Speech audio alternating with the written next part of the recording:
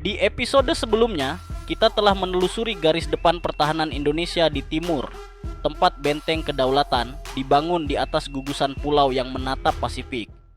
Kini, kita melangkah ke sisi yang tak kalah penting, wilayah barat Nusantara, gerbang awal Indonesia yang menghadap langsung ke dunia luar. Di sini, perairan bukan sekadar lalu lintas perdagangan, mereka adalah urat nadi geopolitik penuh dinamika dan rentan tekanan kekuatan asing. Dari Selat Malaka yang padat hingga Sabang yang sunyi namun strategis, ancaman bisa datang cepat dan kesiapan TNI menjadi kunci. Lalu, seberapa kuat pertahanan Indonesia di wilayah barat? Apakah kekuatan udara, laut, dan darat kita cukup untuk merespon setiap potensi konflik baik terbuka maupun senyap? Selamat datang di Update Militer. Inilah analisa strategis dan mendalam menakar pertahanan TNI di barat Indonesia. Sebuah paparan elegan tentang benteng pertama Republik yang berdiri tegas di hadapan dunia. Langit barat, pertahanan udara di ujung gerbang Nusantara. Langit di atas barat Indonesia bukanlah langit yang tenang. Disinilah lalu lintas penerbangan internasional bersinggungan dengan zona pertahanan udara nasional. Dan disinilah TNI Angkatan Udara memainkan peran vitalnya, mengawal batas, mengawasi ancaman, dan memastikan kedaulatan tidak dilanggar. Beberapa pangkalan utama menjadi tumpuan. Lanut Rosmin Nurjadin di Pekanbaru, rumah bagi Skadron Udara 16 yang mengoperasikan F-16CD Fighting Falcon, merupakan kekuatan utama dalam menghadapi potensi intrusi di Selat Malaka dan Laut Natuna. Sementara itu, Lanut Supadio di Pontianak dengan posisi strategis di Kalimantan Barat memperkuat pengawasan di wilayah udara yang mengarah ke Laut Cina Selatan. Namun, kekuatan udara bukan hanya soal pesawat tempur.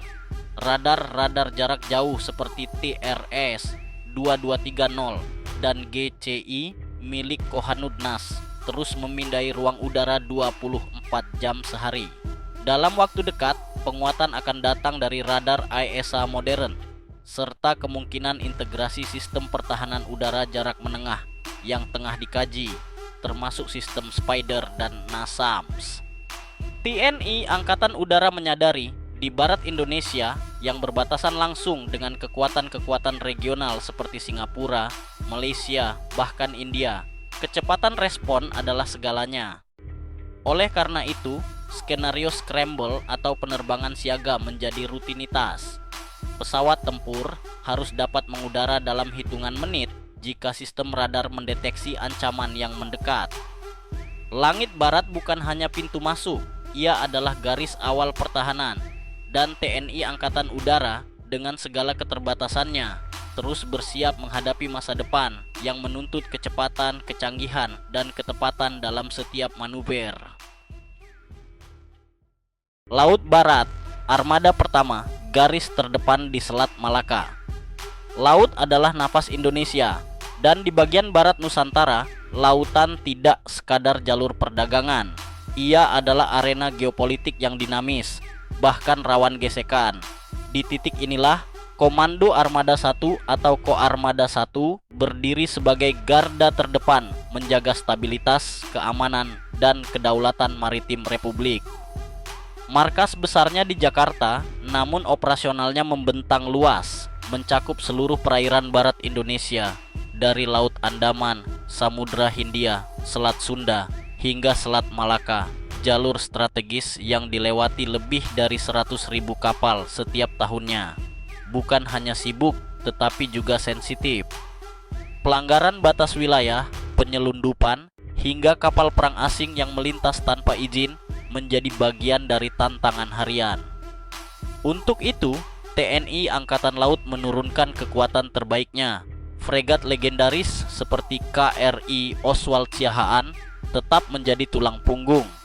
Di sampingnya, hadir KRI Bung Tomo dengan sistem persenjataan modern, radar mutakhir, dan kapabilitas peperangan anti udara dan anti kapal permukaan yang kuat.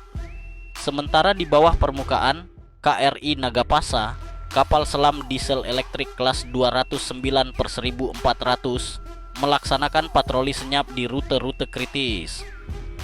Keberadaannya adalah kekuatan tak terlihat yang menjadi penyeimbang strategis di kawasan yang mulai dipenuhi kapal selam asing. Tidak berhenti di kapal kombatan besar, Koarmada Permai juga mengandalkan kecepatan dan mobilitas melalui KRI Klurit, KRI Sampari, dan KRI Halasan. Kapal-kapal patroli cepat bersenjata rudal C-705 dan Exocet. Mereka mengamankan jalur sempit dan zona rawan infiltrasi dengan efisiensi tinggi. Dari laut terbuka hingga celah sempit pulau-pulau kecil, Koarmada 1 adalah mata dan tombak Republik di barat. Dalam dinamika geopolitik yang makin kompleks, kehadiran armada ini bukan sekadar simbol kekuatan, tapi juga penentu stabilitas kawasan. Daratan Sumatera, perisai kedaulatan dari barat. Ketika kita membicarakan pertahanan wilayah barat Indonesia, kekuatan darat tak boleh diabaikan. Sumatera dengan panjang ribuan kilometer dan berbatasan langsung dengan negara-negara tetangga seperti Malaysia menjadi arena penting untuk penempatan kekuatan strategis TNI Angkatan Darat. Di jantung Pulau Sumatera berdiri kokoh Kodam 1 Bukit Barisan yang membawahi kekuatan utama dari Aceh hingga Sumatera Utara. Sementara di selatan, Kodam kedua Sriwijaya menjaga jalur vital dari Bengkulu, Jambi hingga Lampung, berhadapan langsung dengan pintu masuk utama ke Selat Sunda. Tak hanya infanteri reguler, kekuatan elite juga disiagakan. Brigif Rider 25 Siwah di Aceh serta satuan rider dan mekanis lainnya dilatih untuk pertempuran cepat di medan berat. Selain itu, Batalion Kavaleri 6 Naga Karimata dan satuan tang lainnya menjadi kekuatan lapis baja penting dalam menjaga mobilitas dan daya gempur. Di sisi timur Sumatera, wilayah seperti Riau dan Kepulauan Riau menjadi titik sensitif. Disinilah kekuatan cadangan strategis seperti Divisi 1 Kostrad memiliki mobilitas tinggi untuk digerakkan cepat jika ancaman meningkat. Kehadiran mereka didukung oleh sistem logistik dan jalur transportasi militer yang terus diperkuat. Jangan lupakan peran Pas Pampres dan unit SAT 81 Gultor Kopassus yang berada di sekitar Jakarta.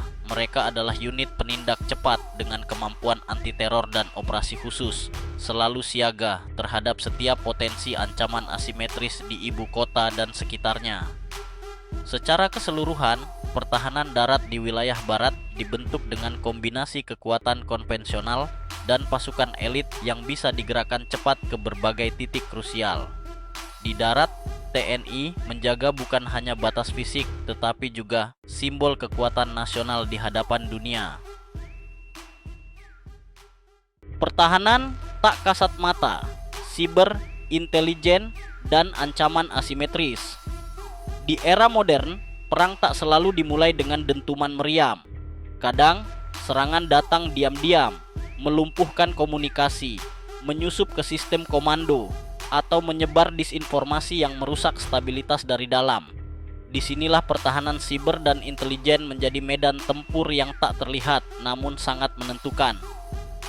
TNI bersama dengan Badan Siber dan Sandi Negara (BSSN) serta Dinas Pengamanan dan Intelijen TNI terus memperkuat kemampuan deteksi dini terhadap potensi infiltrasi digital dari luar negeri.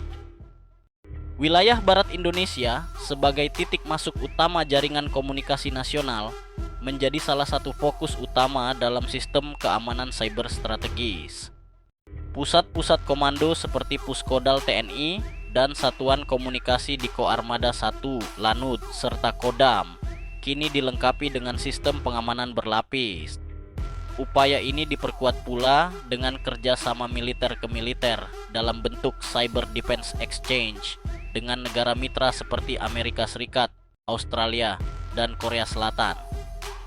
Tapi tidak hanya itu, ancaman non-konvensional lainnya seperti spionase, infiltrasi ekonomi melalui jalur pelabuhan, hingga propaganda yang menargetkan publik sipil kini ditangani secara lintas sektor. Intelijen militer, BIN, dan Satuan Intel TNI bekerja senyap tapi tegas, memastikan bahwa kedaulatan tak hanya terjaga secara fisik tapi juga secara informasi. Bahkan TNI kini mulai merancang integrasi sistem intelijen berbasis artificial intelligence untuk mendeteksi pola anomali dalam lalu lintas digital, pelacakan target strategis, hingga memprediksi kemungkinan konflik secara lebih presisi. Karena di zaman di mana data lebih berbahaya dari peluru, pertahanan tak kasat mata menjadi senjata paling menentukan dalam menjaga keutuhan wilayah Indonesia, khususnya di sisi barat yang menjadi pintu utama interaksi global. Sinergi kekuatan dan masa depan pertahanan barat Indonesia. Kekuatan udara, laut, darat, hingga siber yang telah kita bahas tidak berdiri sendiri. Mereka adalah simpul-simpul pertahanan yang harus terintegrasi dalam satu sistem komando yang solid, adaptif, dan presisi.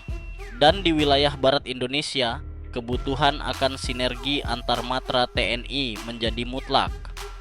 Komando Gabungan Wilayah Pertahanan Kogab Wilhan I yang membawahi koordinasi kekuatan TNI di Sumatera, Kalimantan bagian barat, dan sekitarnya menjadi tulang punggung dari sinergi tersebut.